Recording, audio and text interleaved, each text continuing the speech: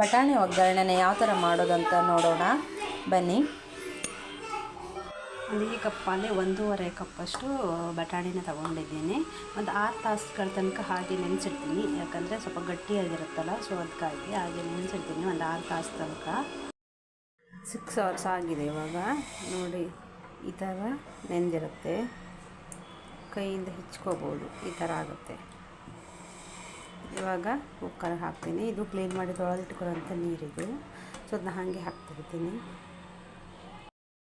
ಕುಕ್ಕರ್ಗೆ ಹಾಕಿದ್ದೀನಿ. ಇವಾಗ ಒಂದು ಅರ್ಧ ಸ್ಪೂನಷ್ಟು ಉಪ್ಪು ಹಾಕ್ಕೋತಾ ಇದ್ದೀನಿ, ಬೇಗ ಬೇಯ್ತದೆ ಉಪ್ಪು ಹಾಕೋದ್ರಿಂದ. ನೋಡಿ ಈ ಥರ ಆಗಿದೆ.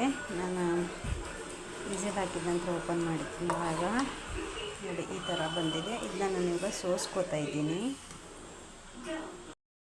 ಇವಾಗ ಬೇಯಿಸಿರುವಂಥದ್ದು ಸೋಸಿಟ್ಕೊಂಡಿದ್ದೀನಿ ಬಟಾಣಿನ.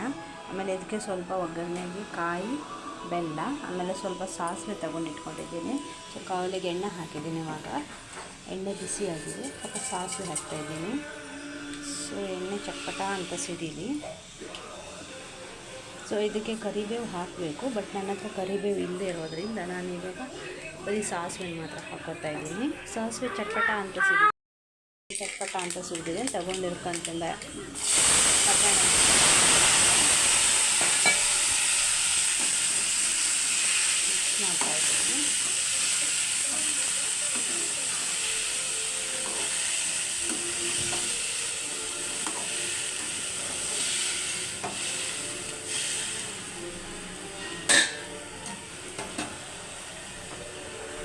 ಇವಾಗ ಕಾಯಿ ಮತ್ತು ಬೆಲ್ಲ ಎರಡನ್ನೂ ಮಿಕ್ಸ್ ಒಟ್ಟೆ ಹಾಕೋತೀನಿ.